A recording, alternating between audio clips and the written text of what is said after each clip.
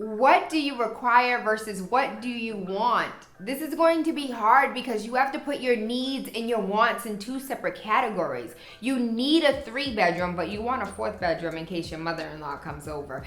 You need 1,300 square feet, but you want space for the kids to play around. You want a backyard, but you need to stay within your budget. You want to be in the city, but your funds need you to be 50 miles out. This is a really difficult conversation for some who are just like, you know what, I'll just pay rent, I'll stay in the city, and I'll just be miserable because I am not leaving where I'm comfortable, and I get it. But this is the time where you have to have a hard conversation with yourself.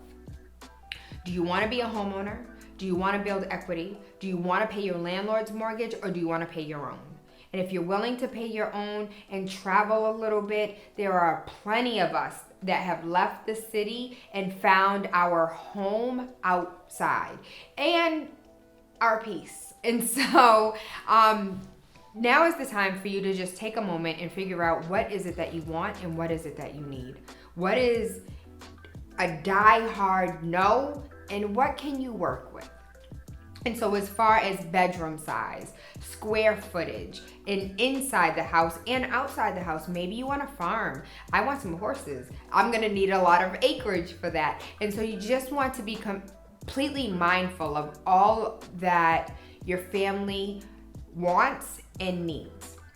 So one of the things that I would suggest is, even prior to getting a pre-approval, is start taking a look at Zillow, which if you're watching this course, you probably already have. Taking a look at other real estate sites or apps and looking at these houses that you want, right? Maybe you already went online and got a pre-qualification, which requires nothing more but for you to input information that may not be 100% accurate. And so you're going to get this said number. When looking at a single family home, it's typically 4 times your income.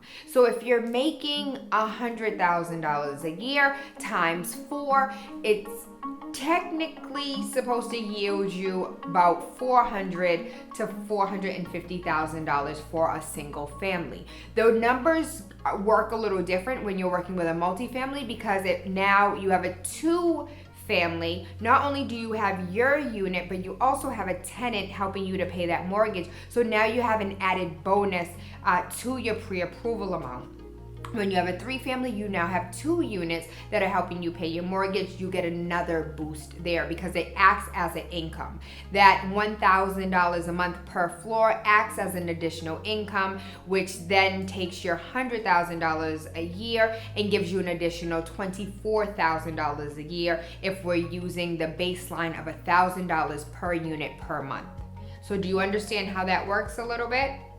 Now, let's say it's you and a hubby or you and a spouse. I would suggest, shout out to Alex E. Edwards, marriage before mortgage. If you are not married yet and you can go ahead and purchase a multifamily in New Bedford, Fall River, Providence, Holyoke, Worcester, Springfield, and get you a multifamily that you can rent out in a college town. You can Airbnb it when it's close to the casino, or just someone needs rent and needs somewhere to stay because they, like you, wanted to stay in the city and had to move outside. Now you have a rental property. Your husband, your spouse, your significant other also has a rental property. You guys rent out both of them, live in one of them, because maybe you bought the multi and he wasn't ready to buy a multi, so he could only buy a single. You guys live in the single, you get married, put your income together, get a pre-approval, and purchase another property. You now have 2 properties that you can go ahead and rent out while living in your dream home.